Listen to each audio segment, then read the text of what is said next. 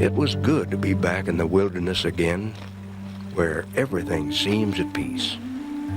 I was alone, just me and the animals. It was a great feeling, free once more to plan and do as I pleased. Beyond was all around me. My dream was a dream no longer. I suppose I was here because this was something I had to do. Not just dream about it, but do it. I suppose, too, I was here to test myself. Not that I had never done it before, but this time it was to be a more thorough and lasting examination. What was I capable of that I didn't know yet? Could I truly enjoy my own company for an entire year? And was I equal to everything this wild land could throw at me? I had seen its moods in late spring, summer, and early fall, but what about the winter? Would I love the isolation then? With its bone-stabbing cold, its ghostly silence? At age 51, I intended to find out. Another 100 yards, and I broke out of the brush to my pile of cabin logs I had cut last July. I sat down and leaned against them, and while I chewed on a chunk of smoked salmon, my eyes wandered over the peeled logs. That had been a big job last summer. Hard work, but I enjoyed it. It was cool in the timber, and there were mornings I could see my breath. I had harvested the logs from a stand of spruce less than 300 yards from where they were now piled.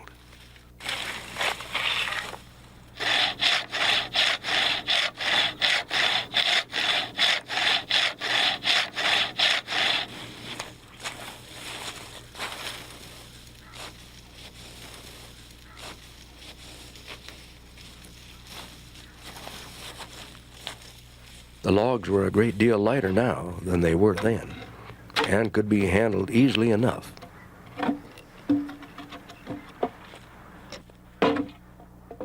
It was in the late spring of 1968 that Dick Prenneke decided to leave civilization behind to live in a pristine land yet unchanged by man, and to roam a wilderness through which few other humans have passed. While carving out a new life in this remote valley known as Twin Lakes, Dick would not only keep daily journals, but would film his Alaskan odyssey with the help of a tripod-mounted camera. It was time to be moving on. I was anxious to get to Spike's cabin to see if it was the way I had left it last September.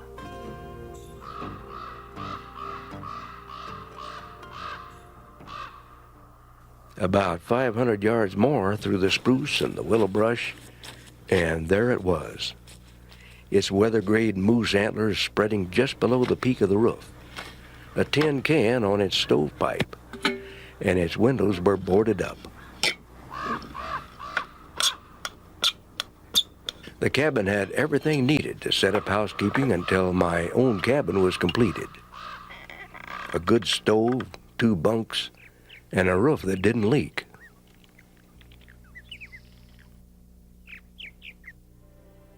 It's May 22nd, up with the sun at 4 o'clock to watch the sunrise and the sight of the awakening land. It seems a shame for eyes to be shut when such things are going on, especially in this big country. I don't want to miss anything.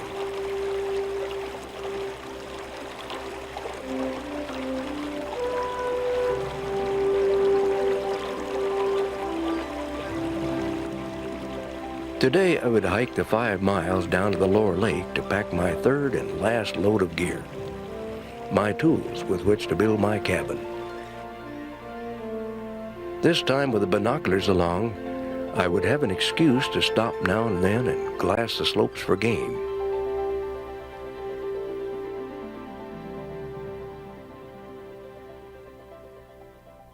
From this high vantage point, the hills seemed to come alive with animals. I suddenly didn't feel so alone anymore.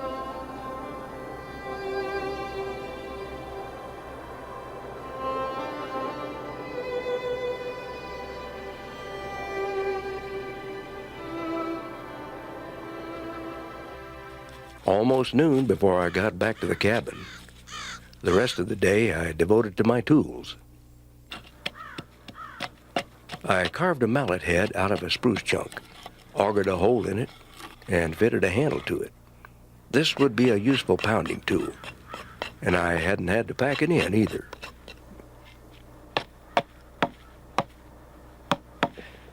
The same with the handles I made for the wood augers, the wide-bladed chisel, and the files. Much easier to pack without the handles already fitted to them.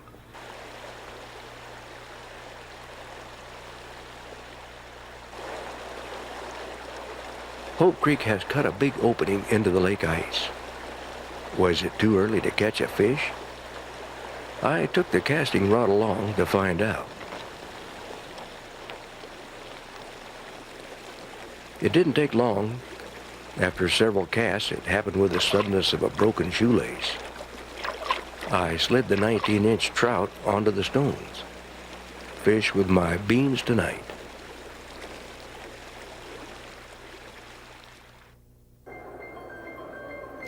It's May 25th. Breakup is not the spectacular sight it was last year. A big wind would have cleared the thin ice out yesterday. As I loaded tools on the packboard this morning, the rotted ice began to flow past in quiet exit.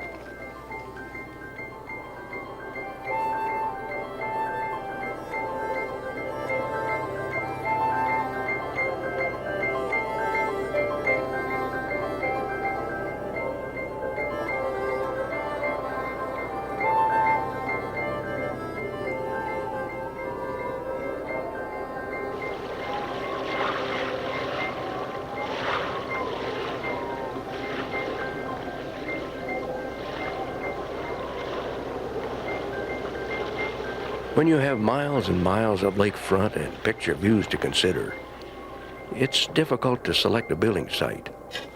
The more a man looks, the fussier he gets. I cleared the brush and hauled up beach gravel and spread it to a depth of several inches over an area roughly 20 feet by 20 feet. I felt I had made the best possible choice. It would be 11 feet by 15 feet. Its front door would face northwest, and the big window would look down to the lake. A pile of logs. Which ones to start with? To make a notch fit properly, you can't rush it. Make several saw cuts an inch or two apart, almost down to the pencil line, and whack out the chunks with an axe until the notch is roughly formed. Then comes the finish work, the careful custom fit. I have just the tool for the job.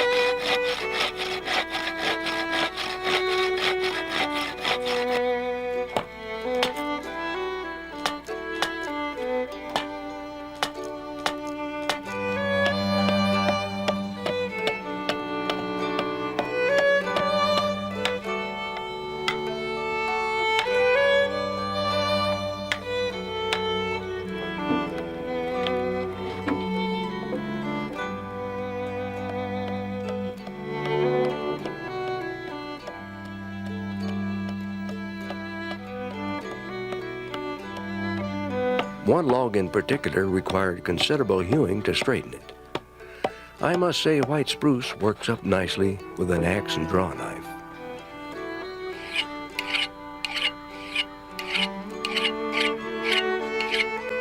Enough for this evening. The job has begun. Tomorrow should see more working and less figuring.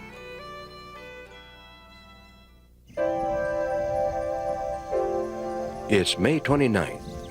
Only a few chunks of ice floating in the lake this morning. By noon there was no ice to be seen. It was good to see the lake in motion again, and it was even better to slip the canoe into the water and paddle to work for a change.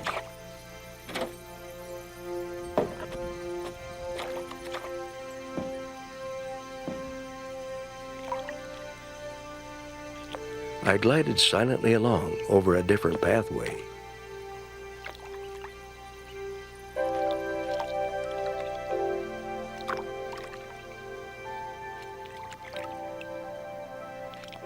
The cabin is growing.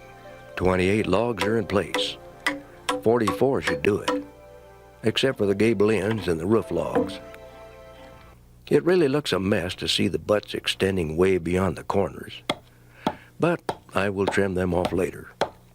You can't rush it. I don't want these logs looking as though a Boy Scout was turned loose on them with a dull hatchet.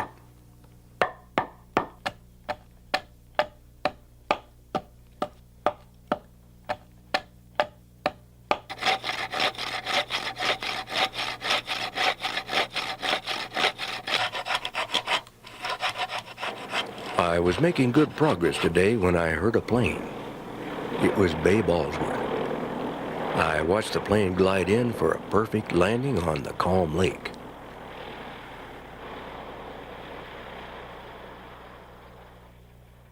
Plenty of groceries this time, and among the supplies, rhubarb plants.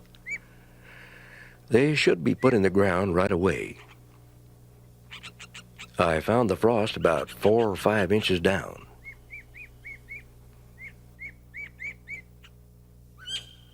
I planted 15 hills of potatoes, tucked in some onion sets, and put in a few rows of peas, carrots, beets, and rutabagas. Not much of a garden by Iowa standards, but it would tell me what I wanted to find out. Finally, back to the cabin building. I'm a better builder than I am a farmer anyway. 38 logs are in place, and I'm almost ready for the eave logs. I cut the openings for the big window, the 2 smaller ones, and the opening for the door.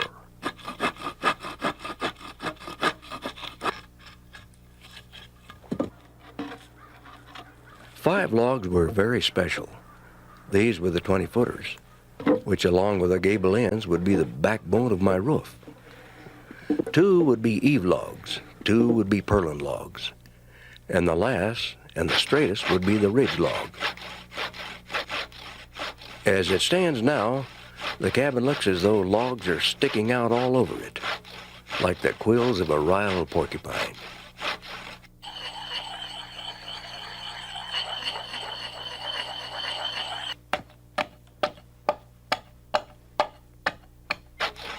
I've made good progress today. My cabin logs have magically changed form in the 10 days since I cut the first notch. It's June 7th, and I do believe the growing season is at hand. The buckbrush and willows are leafing out fast now. The rhubarb is growing, and I notice my onion sets are spiking up through the earth. Those window frames have been on my mind. Decided to do something about it. First, I built a sawhorse workbench, then selected straight-grained sections of logs cut from the windows. With a thin-bladed wide chisel, I cut deep along the line on each side. Worked fine. I smoothed the split sides with the draw knife. The result was a real nice board, so I continued to fashion others, put them in place, and nailed them in.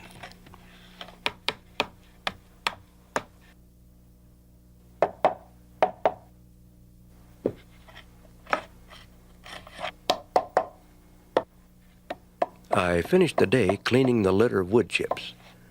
I mounted them in front of the door, Beaver Lodge style. Quite a pile for 11 days' work. Enough to impress that beaver.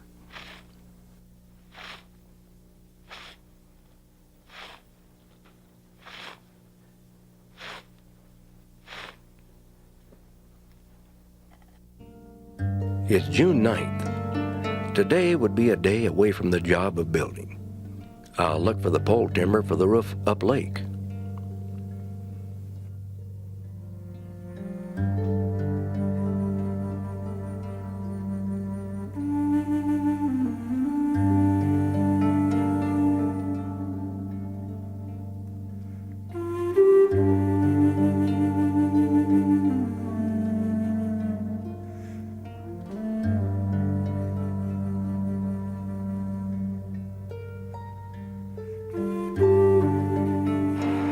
After beaching the canoe, I walked through the timber, crossing and recrossing the creek that had its beginnings in the far-off snows.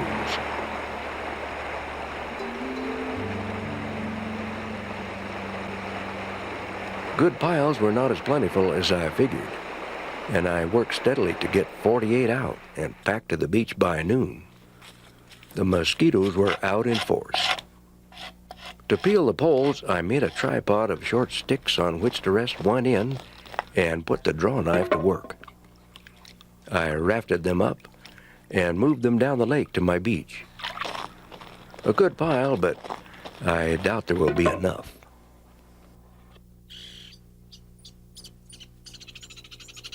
Today I would secure the roof poles over the gables. A cabin roof takes time.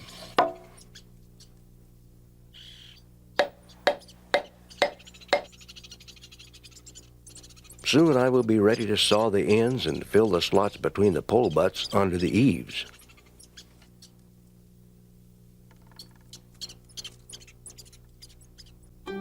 It's June 18th. Everything looks as though it had a bath last night.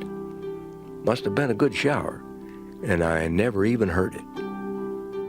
A check on the livestock this morning before going down to the roof job. A few caribou cows and their calves just up country from Low Pass Creek. Nothing else in sight. Should be a bear passing through one of these days.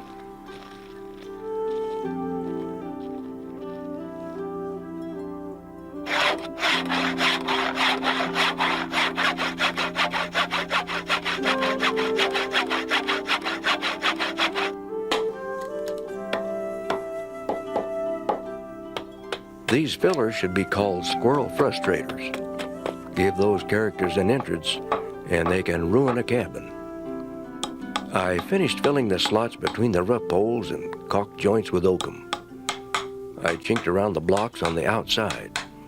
Any place I could get a table knife blade in, got oakum.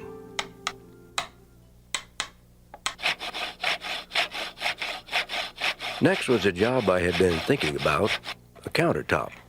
Some window ledges and some shelves. I decided ripping them with a rip saw was the answer. I could go down the middle of a log 5 inches in diameter and 42 inches long in 15 minutes. Couldn't complain about that. I think I have sawed nearly everything that I need. Now to trim the edges and start building.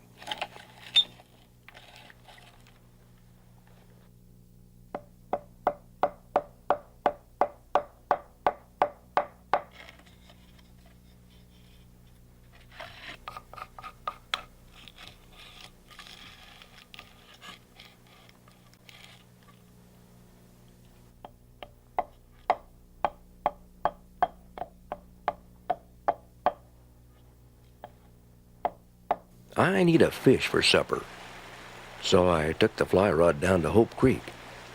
The grayling were feeding greedily, fins and tails swirling all over the surface. A fish snapped the fly from the leader the very first cast.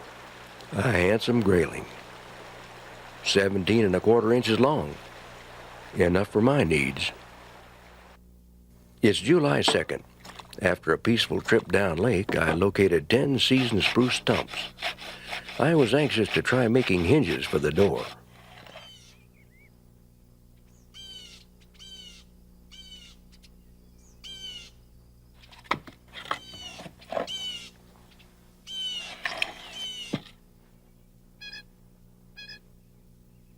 I worked the wood to shape with an axe and draw knife. Now to saw the fork in the butt end.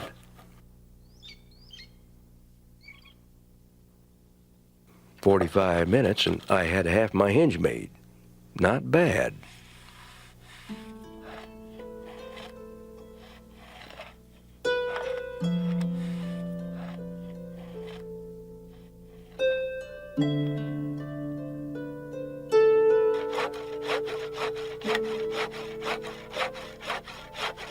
I put some finishing touches on the door planks I made Sunday. Now the door is ready to put together. Too many men work on parts of things. Doing a job to completion satisfies me.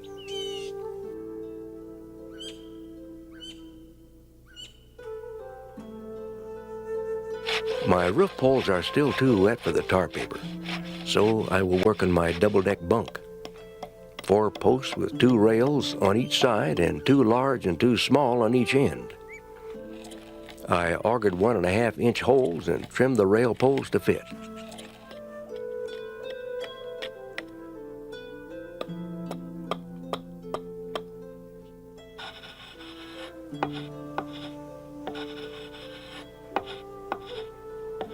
Now, when I get some glue, I will knock it apart and glue it back together. With a few leftover poles, I built myself a chair and a bench. It's June 27th. A good rain it was last night. Today would be a pole hunting day. I need about 30 to make the slats for my bunks. After peeling the poles, the wind came up strong. It brought rain and it furrowed the lake as rough as a cob. This lake can really change its personality in a hurry, like a woman, all smiles one minute and dancing a temper tantrum the next. Tomorrow is Sunday. I will go someplace. Next morning, I loaded my camera gear and started up the trail to the hump. It was good to take a break away from the cabin. As I topped the ridge along a dry wash, a wolf came up from the other side, 30 or 40 paces away. Then in a wink she was gone. The wolves had made a kill. All that was left of the young caribou was a backbone and rib cage. The skin was badly torn and pulled down over the front legs, as you would peel back a rubber glove.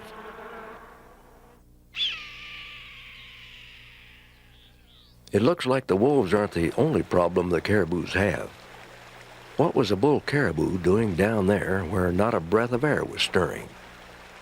Insects were whirling around me like sawdust blown from a power saw. The bull also was having a battle with the tiny fiends, stomping and shaking, twisting and turning, and shivering his hide.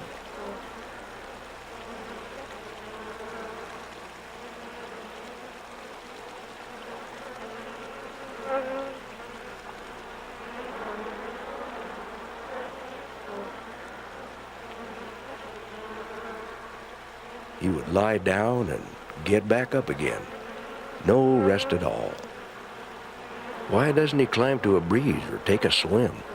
Anything but stand and fight something he can't hope to kill or scare away. With a yell and a waving of arms, I spooked him. He threw his antlers back and off he clattered over the stones and up the creek. Good luck to you, old boy.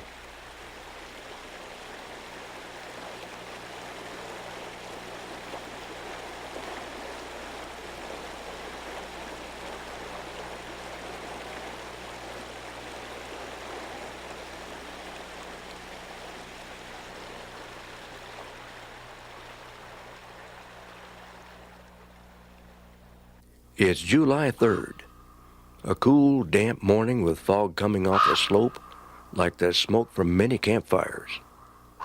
No wind now, so it's a perfect day for the tar paper job. I lapped the felt paper 4 to 5 inches. I need just one more strip, 20 feet long. I must admit the cabin looks better already with the start of a roof. Next, I unrolled the polyethylene and tucked the edges to get at least 4 thicknesses to tack through, and I fastened her down.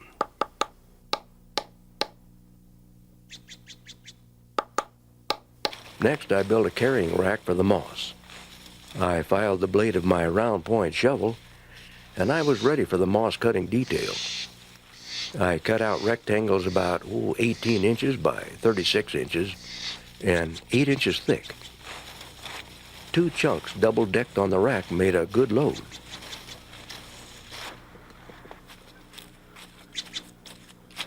Once around the edge of the roof, and the cabin took on a new look. I feel guilty about the tar paper and the polyethylene because they're not true wilderness cabin materials. But I am convinced they will do a better job of keeping the weather out.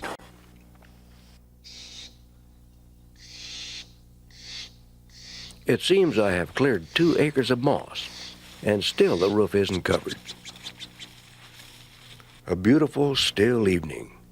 The cabin is beginning to look as though it belongs. This morning I cut, hauled, and peeled 11 logs by noon. I would spend the day on the construction of the John, an important consideration in any new home. Materials to finish the front required lots of time ripping boards from the last of my cabin logs.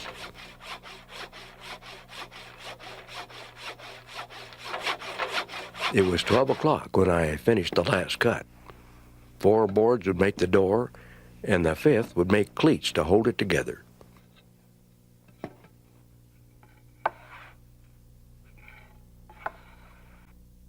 I made the hinges from a gas can, and they looked almost store-bought.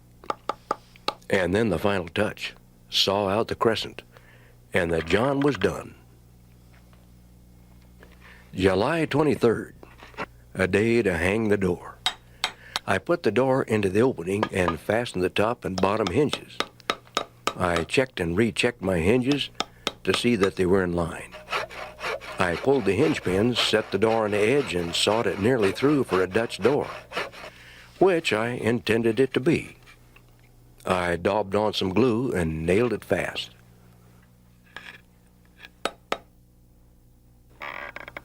Door works quiet and easy, with all 4 hinges secure. Not perfect, but plenty close for rural work. I must devise a latch for it, not just hooks like a barn door.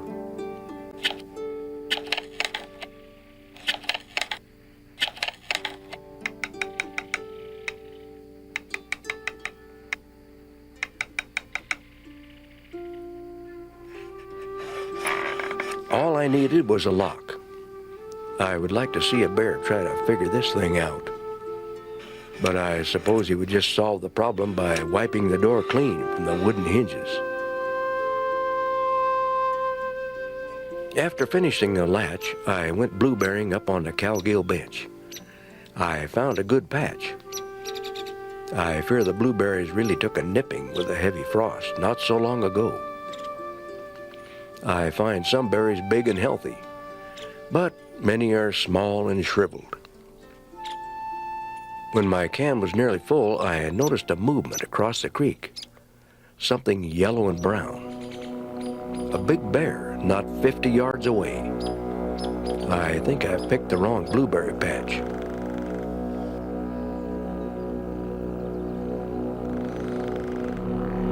Lucky for me and him, he didn't like my smell.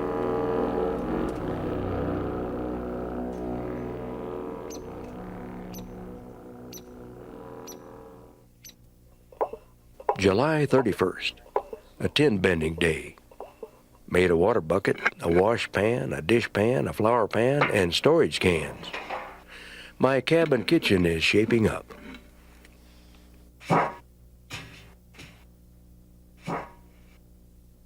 I needed a big wooden spoon to dip hotcake batter onto the griddle. 1 spoonful, 1 hotcake. In the woodpile, I found scraps of stump wood that looked suitable. It took me no more than an hour to turn out a good-looking spoon. I must make a wooden bowl or 2 later on.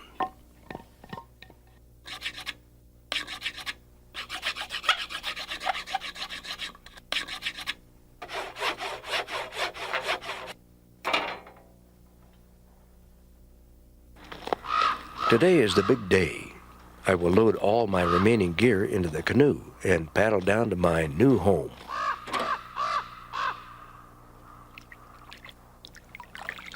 The lake is dead calm. A perfect day for moving.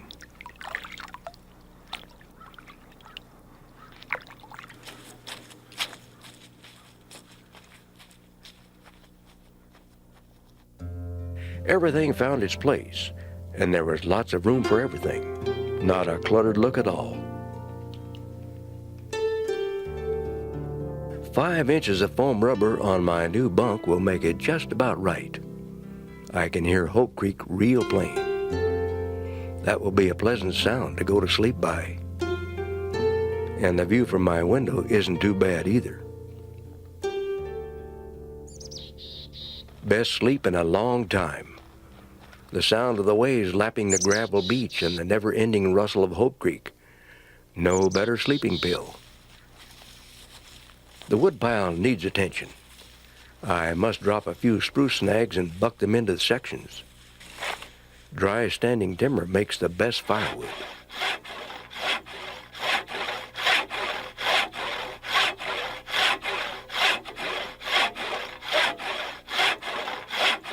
There is a rhythm to the saw as its teeth eat back and forth into the deepening cut. But I must admit I enjoy the splitting more.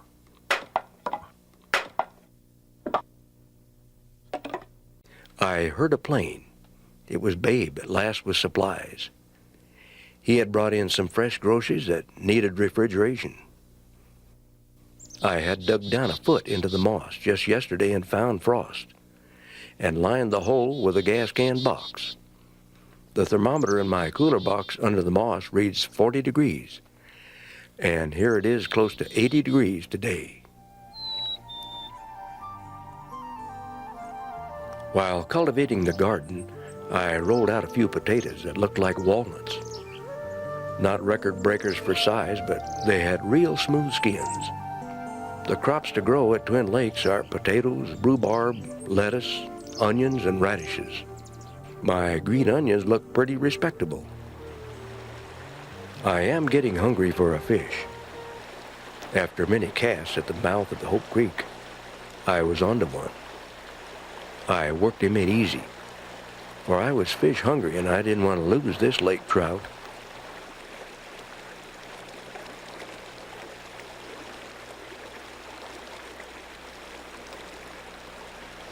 I could see him browning in the pan as I dressed him out, and I left his entrails for the birds.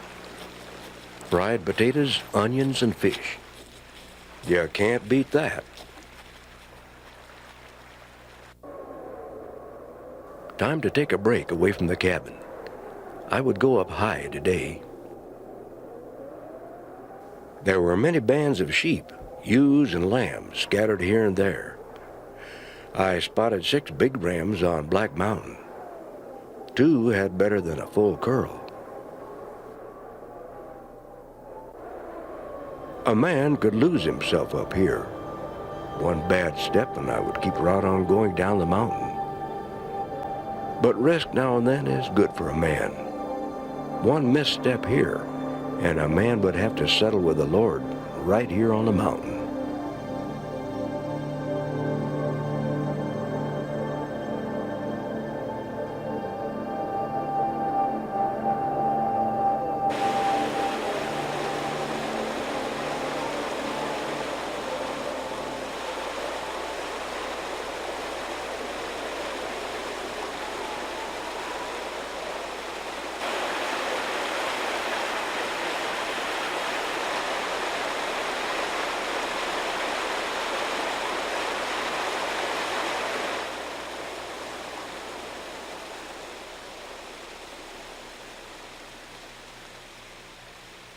Close at hand, the mosses and grasses were full of tiny flowers.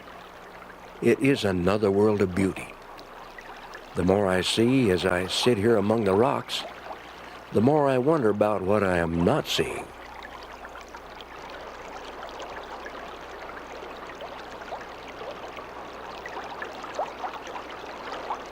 A flickering movement off to my left.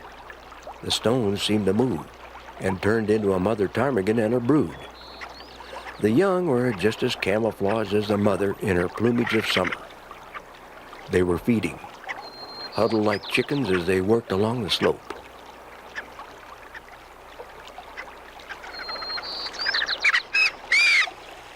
Not too far away, I spotted a mother brown bear with 2 cubs.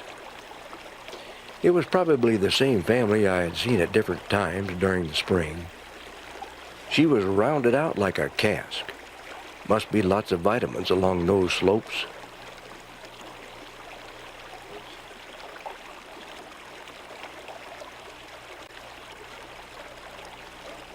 It was getting late and a little chilly, and it was time to leave. I had taken a long look into the heart of the high places.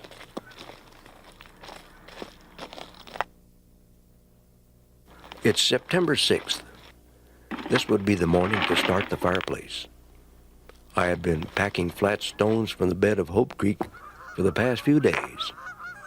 The sound of geese heading north made me even more anxious to get the project underway. The lake was moon still. A good morning to haul some sand, 4 loads of sand.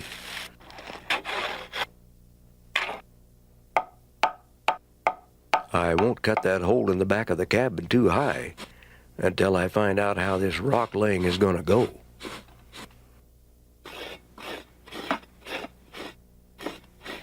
Today is spent on the outside.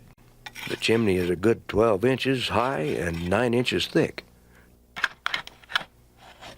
I hated cutting into those logs that I had fitted with such care, but it had to be done.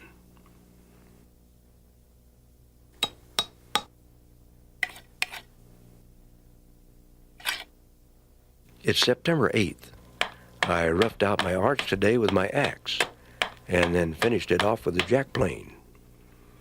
I set it in place and spiked it to the posts.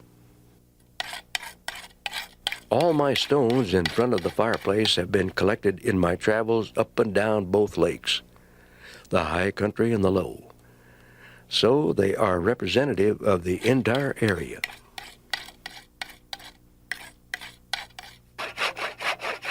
Today, while it was still frosty, I cut the notch in the rear overhang of the roof to let the chimney through. My collapsible form couldn't have worked better. I'm glad I took the time to make it. By tomorrow evening, I had better be done, since the last cement sack will be empty. After 2 weeks, with fingertips worn thin and tender, I am ready for the cold weather.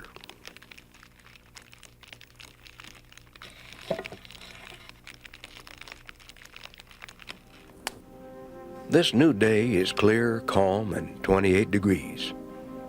There's white frost on the brush and on the gravel of the beach. The lake is like a huge puddle, grinning with the reflections of the fall colors well along in the mountains. Today was meant for canoe travel. I would go to the lower end of the lower lake, where the Chilligadratna River begins its long, swift journey to merge with the Mulchatna and the Nushagak. It would be a paddle of 8.5 miles, one way.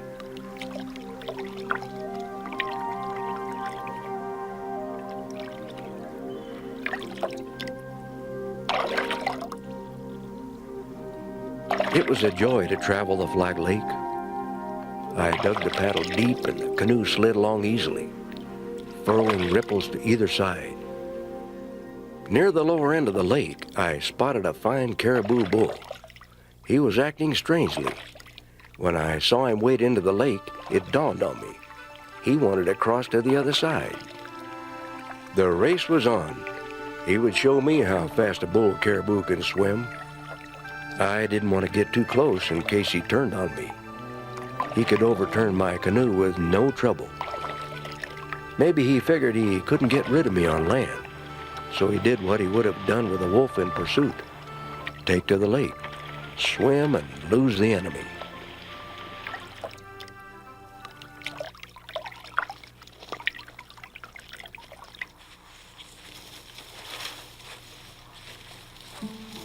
The caribou is an animal of the open country. It seems he likes to get up on the high ridges where the breeze blows to keep the insects away.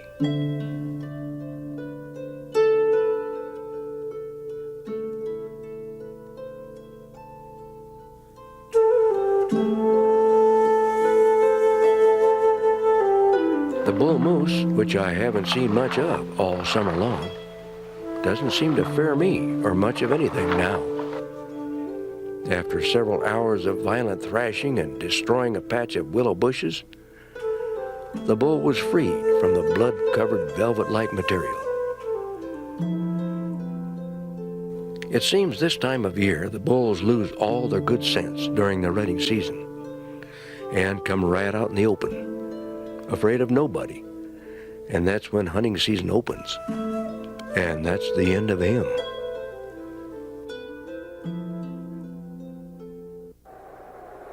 I woke up this morning surprised to see 4 inches of snow on the ground. Looks like I finished my fireplace just in time. It's a frosty morning at 23 degrees, 35 degrees in my cooler box, and the lake water at 42 degrees. But the pressure is off. The fireplace is built, and what little there is yet to do can be done regardless of the weather.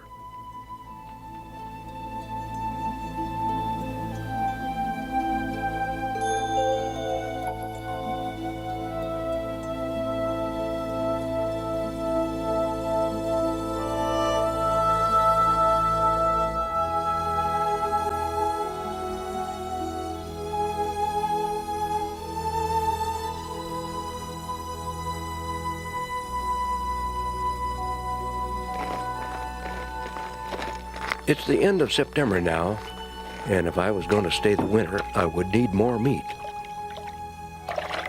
Today was the last day of sheep season, and the sight of 4 good rams in a bunch convinced me. Although this handsome bull makes it tempting, lucky for him, I like sheep meat better than caribou.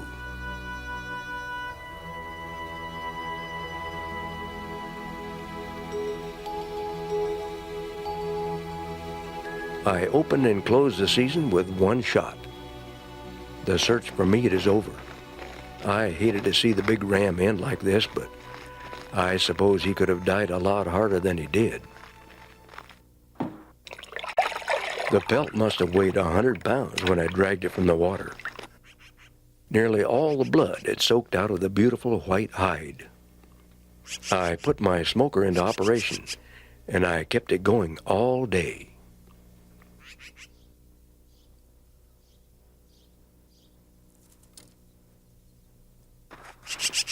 Sheep liver and onions for supper. A satisfying day. September 23rd. Clear, calm, and a frosty 20 degrees. Hope Creek is beginning to ice up. I put the thermometer in the creek mouth, 31 degrees. If the creek stopped moving, it would freeze up in no time.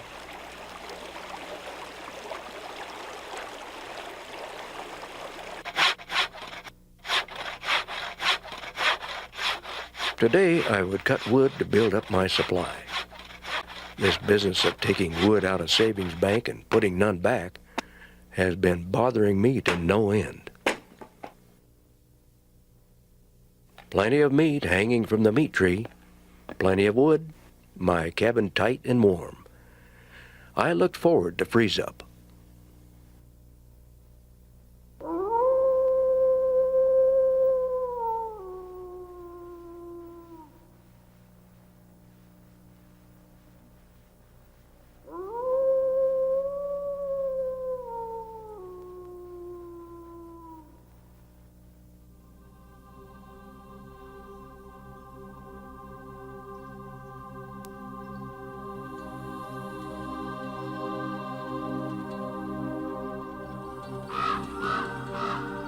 It's November now, and in preparing for freeze-up, I made a sled out of spruce poles, using the spruce runners I had put in traction.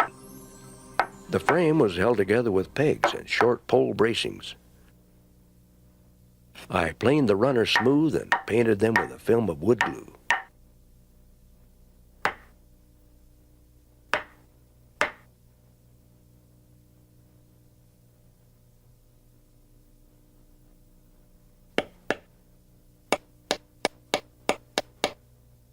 With its deck bolts, handles, and crossbars, it would be a vehicle in which I could push a good-sized load. Too bad I didn't have a caribou to pull it.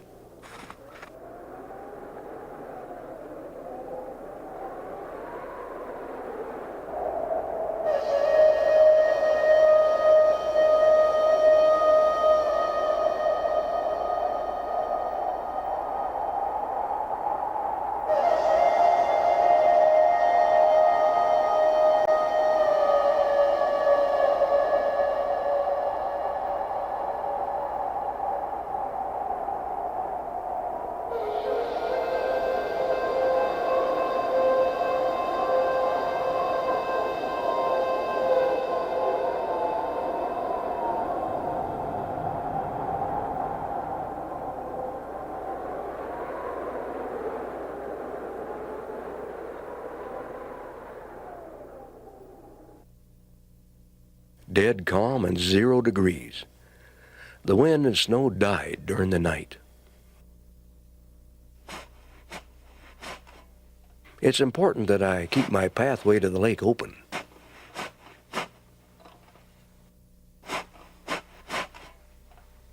I chipped through 3 inches of ice to fill my water bucket. In a short time, I will have a safe highway for miles in each direction. Freeze up has arrived. It's warm inside my cabin, a toasty 40 degrees. Peppery ram stew for supper, just the way I like it. It's got everything in it but the kitchen sponge.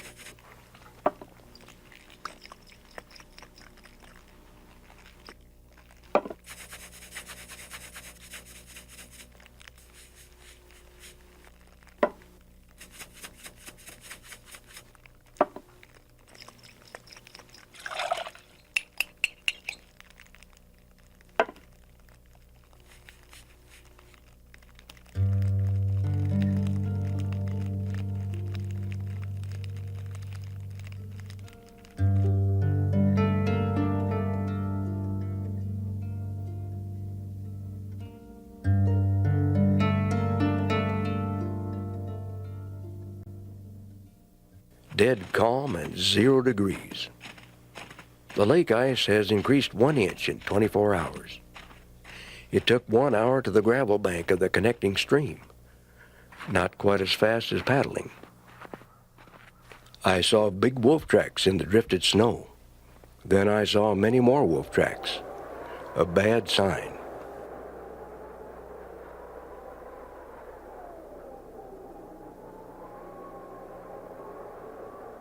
About 100 yards farther on, a calf dead on the bank. They had not fed on the carcass at all. I butchered it up into sections. Blood was frozen on his hind legs. Evidently, one of the wolves had hamstrung him while the rest of the pack had held his attention. Had they done it just for sport?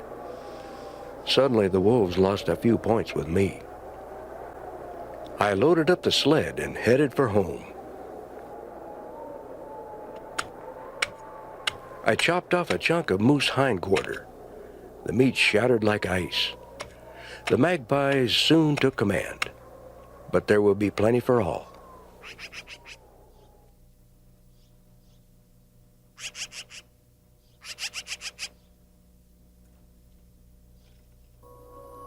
December 31st. 32 degrees below 0 during the heat of the day. Today I hiked a couple of miles down the lake. I do believe winter at Twin Lakes is better than summer. I crossed a wolverine track that was headed for Low Pass Creek. I must be on the lookout for that character.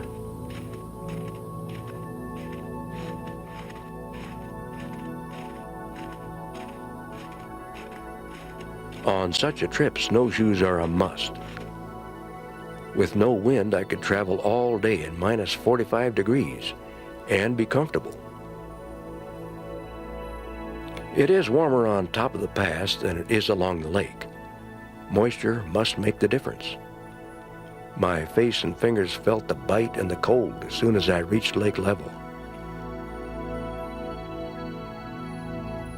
It was good to be back at the cabin.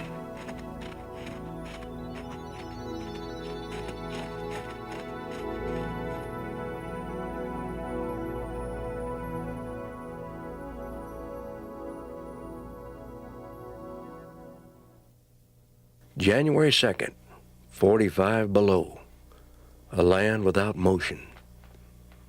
In the dead of winter, nothing seems to move, not even a twig on the willows. The thickness of ice is now a strong 28 inches. In this very cold weather, the hole in the ice gradually closes in from the sides until it is a hole no longer.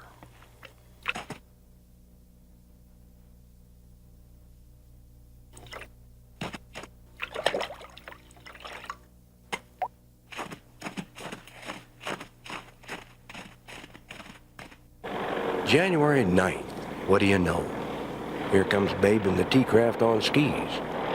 He brought a burlap sack, half full of butter beans, 50 pounds of sugar, and a big box of dried apples.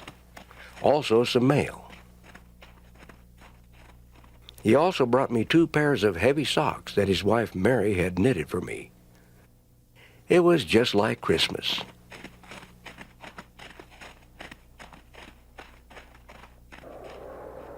February 21st, plus 26 degrees. Snowing and blowing.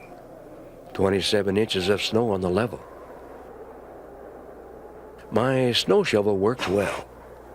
My paths are beginning to look like small canyons with steep white walls. I wish Brother Jake could be up here to see this. February is almost gone, and that didn't take long. Still, the snow depth stays at 27 inches at my checking station. It settles between snows.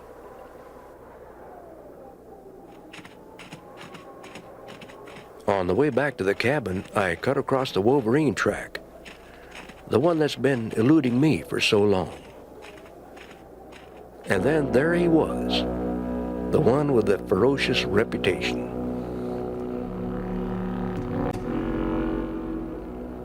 He didn't look so ferocious to me.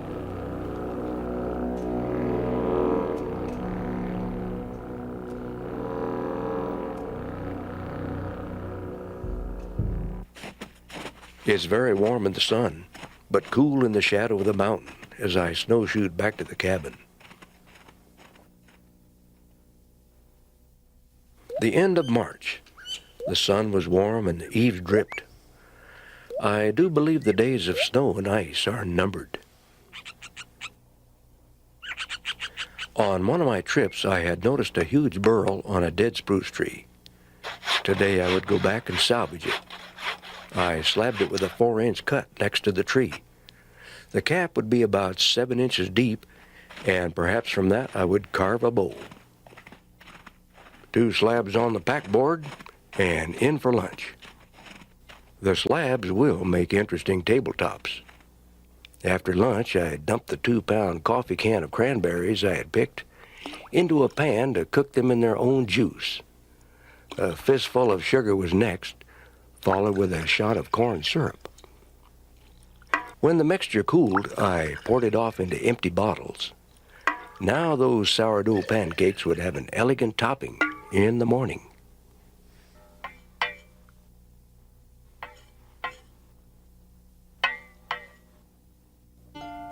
April 22nd. It is good to see bears on the mountain again.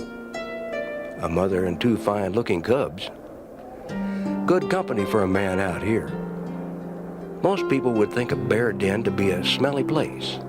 On the contrary, I have found them to be clean and fresh, as if the bear walked in, laid down, got up and walked out.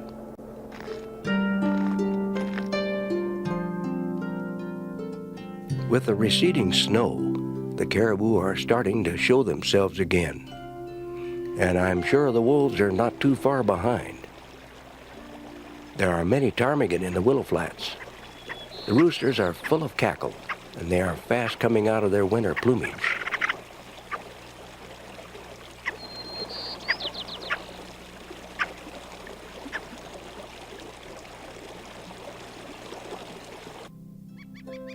I have made it through my first winter at Twin Lakes.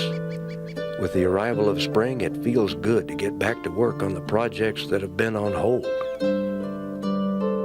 And the new cash will keep the bears and other critters out of my food supplies.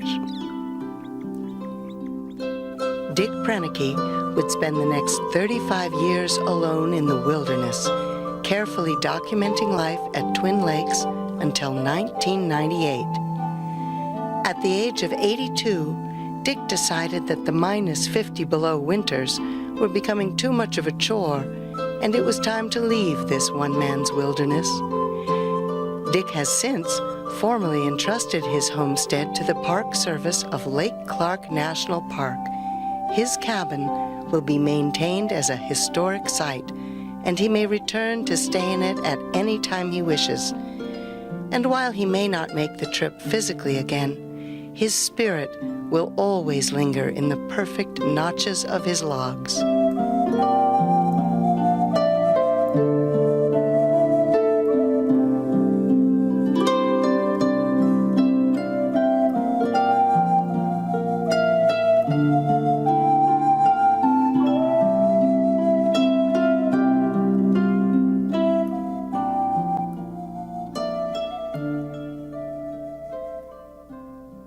To order a copy of Alone in the Wilderness, please call this toll-free number or send check or money order to the address listed below.